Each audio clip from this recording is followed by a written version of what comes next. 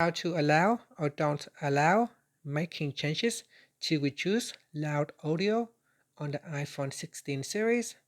First, let's return back to the home screen by swiping up at the bottom of the screen. Then on the home screen, tap on Settings.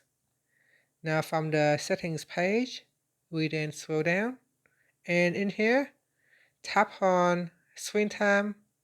After that, we scroll down and tap on Content and Privacy Restrictions.